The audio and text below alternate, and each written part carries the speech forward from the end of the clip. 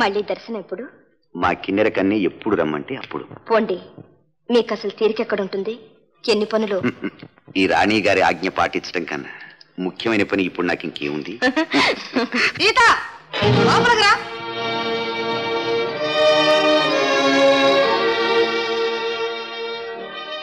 తిరుగుళ్ళప్పటి నుంచి అమ్మా తినటానికి కూడలేకపోయినా మనకున్నది నీతి.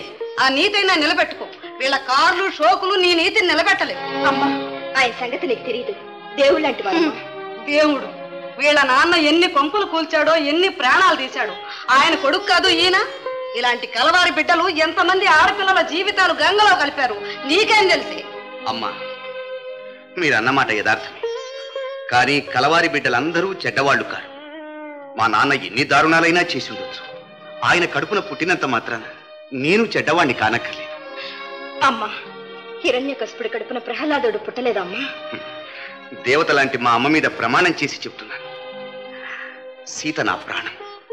ఎవరు ఎన్ని చెప్పినా సరే ఆమెను పెళ్ళాడి తీరుతాను. నా నిజాయితీకి ఇదే నిదర్శనం. మాట్లాడవే. ఏం మాట్లాడను బాబు? ఇది మా అదృష్టం. మాణిక్యానికి జరిగిన అన్యాయానికి భగవంతుడే మార్తాండానికి శిక్ష విధించాడు. అదే బాబయ్య. మీరేం తొందరపడకండి. మున్సిపాలిటీ వాళ్ళతో మాట్లాడాను. 2-3 రోజుల్లో పంపులు వేయిస్తానన్నారు. అంతా తమ దయ బాబయ్య. బాబు, పిల్లల బడికి బలాలు రాలేదు. మీకు కావలసిన సామాన్లన్నీ పంపించానే, కనుక్కుంటాను. వచ్చేది వేసవికాలం బాబు. ఆకు గట్రా ఇప్పిస్తే రహీంతో పంపిస్తాను. మీకేం కావాల్సిన నా దగ్గర రావచ్చు, నన్ను అడగచ్చు. సరే కోదన్నాం బాబాయ్. ఈ ఊరికి పెద్ద మనిషిని, ఈ పేటకు యజమాన్ని ఒక్కడైనా దండం పెట్టాడు ఒక చోట. గుడిసుకు రూపాయి ముక్కుపిండి వసూలు చేస్తున్నావు కదా, ఇక దండం ఎందుకు? దండగనుకున్నారేమో బాబాయ్. ఇస్తున్నారు ముష్టి రూపాయి. దొరా ఇదిగో కనపడుతుంది తోట, అక్కడ దాకా 40 ఎకరమ్స్ 40 ఎకరమ్స్ అంతా నాదే, మైసెల్ఫ్. నాయకులంతా వినాయకులు అయితే అంతా సెల్ఫే. మాట్లాడడం బెటర్, నీ పేరే పెట్టారుగా బాబాయ్. Well, Mr. Maratandam, it's quite all right. I would pay whatever you demand. But how can you evict these people from their colony? Yes, ఏమంటాడు దొర? అదే ఈ పేటలో జనాన్ని ఎలా ఖాళీ చేయిస్తారు అని. అదే వీళ్ళేం ప్రజానాయకులటండి, పదవులు పట్టుకుని వెళ్ళడానికి ఒక్క అగ్గిపుల్ల ఖర్చు పెట్టే చాలు అంతా ఖాళీ చేసుకుపోతారు. ఆ భయం మీకేం అక్కర్లేదు. కమ్ము కమ్ము.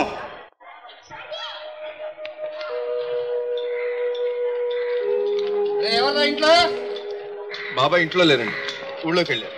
అది సరే, పెద్ద మనిషి ఇస్తే లోపల నుంచి కుర్చీ తీసుకొచ్చి వేయాలన్న సంగతి తెలియదా నీకు? నువ్వు వెళ్ళి 2 కలర్స్ తీసుకురా. ఓ ఇంగ్లీష్ తెలియదా? 2 కుక్కో కోలాలు తీసుకురా పో. పనిలో ఉన్నాను. రోజులు మారే బాబాయ్. రోజులు మారడం, మనుషులు మారడం సినిమా కథల్లో. I'm afraid it's not an easy job to evict these people. Yes. ఏమంటాడు దొరా? అదే ఈ గుడిసెలు అవి ఖాళీ చేయించడం అంత సులభం కాదంటారు. ఈ దొర ఎక్కడ దొరికాడయ్యా నీకు? మన సత్తా మీ దొరకు తెలిసినట్లేదు. అడ్వాన్స్ ఇచ్చానని చెప్పి భయపడుతున్నాడేమో. దస్తావేజుల మీద రాసిస్తా, పలానా తేదీ ఖాళీ చేయిస్తానని చెప్పని. కోదన్నా దొరని కారులో ఎక్కించు. కమ్ము దొరా, కమ్ము. Well, Mr. Martandam, then I will make a move. కమ్ము దొర. ఏరా పనుందే? పెద్ద ఎమ్మెల్యే గారి దత్తపుత్రుడివి, పనుందట పని. లక్షలు ఖరీదు చేసే ఈ స్థలంలో మిమ్మల్ని గుడిసెలు వేసుకోమంటా నాదిరా బుద్ధి తక్కువ. రే, ఈ స్థలం మీ బాబుదే, మీ తాతదే, మీ ముత్తాతదే. బాబయ్య, మాటలు మర్యాదగా రానివ్వండి. ఆవేశం ఎక్కువైతే తెలివి సన్నగిలుతుంది. మీరడిగే ప్రశ్న నేను అడుగుతున్నా. ఈ స్థలం మీదా, మీ బాబుదా, మీ తాతదా? చెప్పండి. ఒరే కోదండా, చూసేవరా వీడి పొగరు? నాకే ఎదురు ప్రశ్న వేశాడు. నోరెత్తకుండా వేసాడు బాబాయ్ ప్రశ్న. ఈ స్థలం పుట్టు పూర్వోత్తరాలు వీడికి తెలుసునో ఏమో. వీడెవడరా పుట్టు పూర్వోత్తరాలు అడగడానికి? అవును, వీడెవడో. రే, ఇంకొంచెం ఉంటే ఈ స్థలంలో ప్రవేశించి 12 ఏళ్ళు అయింది. హక్కు పుక్తులు కూడా మావేని కూడా అంటాడు. న్యాయం? అన్యాయమే మరి. బాబు గారు, ఈ లోకంలో ఏది ఎవరికి హక్కుపుక్తం కాదు. మీరు పుట్టేటప్పుడు బంగారపు ముద్దలతో పుట్టలేదు, పోయేటప్పుడు బంగారపు ముద్దలు పట్టుకుపోలేరు. మీరీ మట్టి నేలే మహారాజులైనప్పటికీ చివరికి మట్టిలో కలిసిపోవలసింది. రేయ్, మట్టిలో కలిసేది నేనా?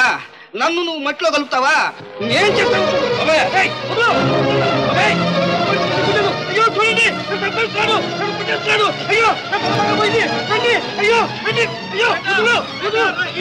ఏమిటిది? వారెవరో తెలిసి కూడా వారితో తగాదా పడుతున్నావా? నేనేం తగాదా పట్టలేదు బాబా.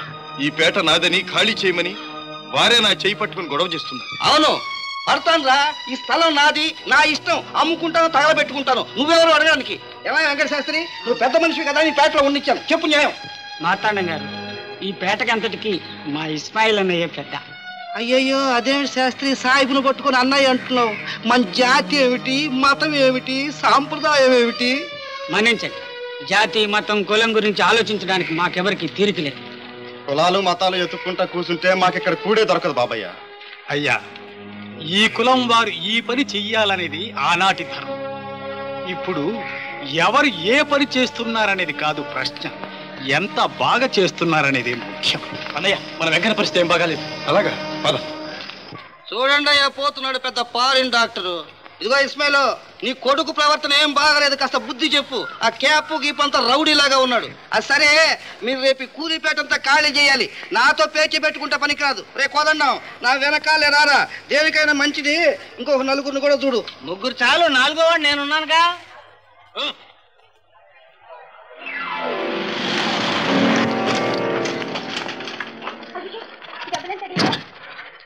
అమ్మా, మీ దయ వల్ల కాళ్ళు చేతులు విరగలేదు. కారు హార్న్ మీద పెట్టింది సరిగా, పైగా తిడుతున్నావు.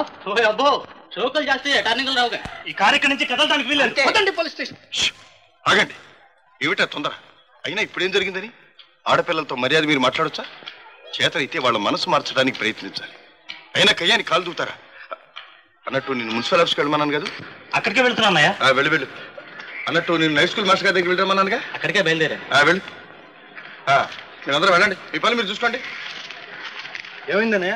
ఏం లేదు, నువ్వు వెళ్ళిన పని ఏమైంది అని. మున్సిపాలిటీ వాళ్ళు రేపు పొద్దు నుంచి కొళాయిలు బాగా చేస్తామన్నారు. Very good. ఇదిగో ఈ సైకిల్ తీసుకెళ్ళి మా ఇంటికి వెళ్ళి. అలాగే, ఈ సైకిల్ నేను తీసుకెళ్తాను. అలాగే.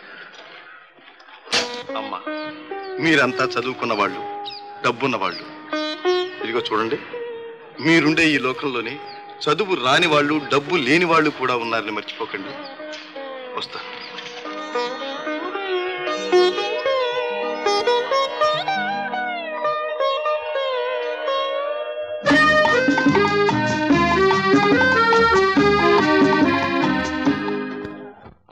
మేరీ, నీకు వయసు వచ్చే కొద్దీ మతిమరుపు మరీ ఎక్కువ అవుతుంది. బాత్రూమ్ లో ఈ వాచి వదిలిపెట్టావు. మరి నా ఉంగరం ఉంది. చాలా థ్యాంక్స్ రంగమ్మ. అమ్మా, ఇక నిన్ను చూసుకోవటం నా వల్ల కాదు. అయ్యగారితో చెప్పి నీకు తొందరగా పెళ్లి చేయించేస్తా. నా పెళ్లికి అంత తొందర? నాకంటే పెద్దది నీ కూతురు సీత ఉందిగా, ముందు దాని పెళ్లి కానీ. ఆ పెళ్లి జరగాలని 1000 దేవుళ్ళకు మొక్కుకుంటున్నానమ్మా. రంగమ్మ, అయ్యా, నీ ఆరోగ్యం బాగలేదంటే మందు పంపించానుగా. ఏమంతా ఊడిపోయింది, ఇవాళ పనికి రాకపోతే చెప్పు.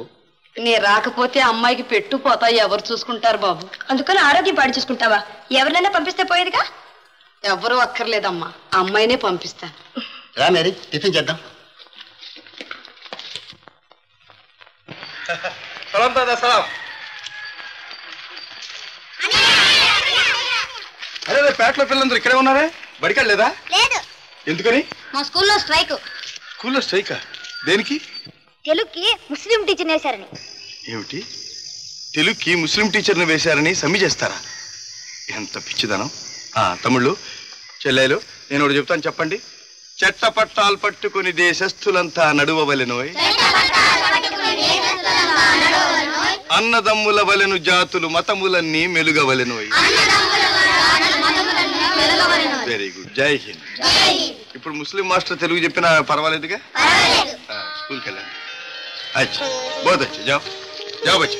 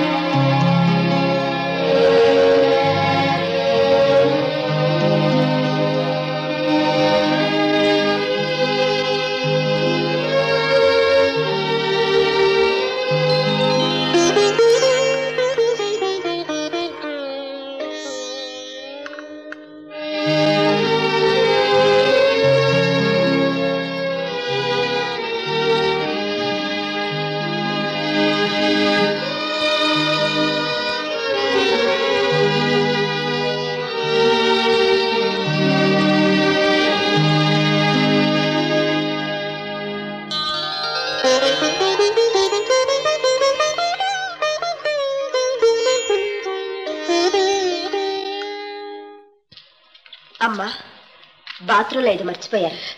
అవును సీత, నాకెందుకో ఇప్పుడు మతిమరుపు ఎక్కువ అయిపోయింది. మర్చిపోయింది ఉంగరం అయితే పర్వాలేదమ్మా, తెచ్చిస్తాం. మన సీతేనో ఎక్కడి నుంచి తెచ్చేది, ఎలా తెచ్చేది? పోవే, పోతాలేమ్మా, ఎలాగో మా అమ్మ దగ్గరికి. ఇప్పుడు మర్చిపోయాను సీత, అమ్మకి ఎలా ఉంది? అలాగే ఉందమ్మా, రాత్రంతా ఒకటే దగ్గు. మరి అమ్మ దగ్గర ఉండకుండా పనిలోకి ఎందుకు వచ్చావు? మిమ్మల్ని చూసుకోమని అమ్మే పంపించింది. సీత, నేను కన్న తల్లిని ఎరక్కపోయినా నాకు ఆ లోటు కనిపించకుండా రంగమ్మని అనిపించింది. రంగమ్మ నీ కన్న తల్లి అయితే నాకు పెంచిన తల్లి. అందుకనే సీత, నిన్ను చూసినప్పుడల్లా నా సొంత అక్కేని చూసినట్టుంటుంది. వెళ్ళు సీత, అమ్మని జాగ్రత్తగా చూసుకో. మంచి డాక్టర్ని పిలిపించి మందులు ఇప్పించు. ఎంత డబ్బైనా సరే నాన్నగారితో చెప్పి నేను ఇప్పిస్తా. అమ్మా, పేదలు ధనవంతులు అన్న భేదం లేదు మీకు నాన్నగారికి. అందరినీ ఒకేలా చూస్తారు. మీలాంటి వాళ్ళు ఉండబట్టే లోకం ఇంకా ఇలా ఉంది. వస్తానమ్మా, మంచి సీత.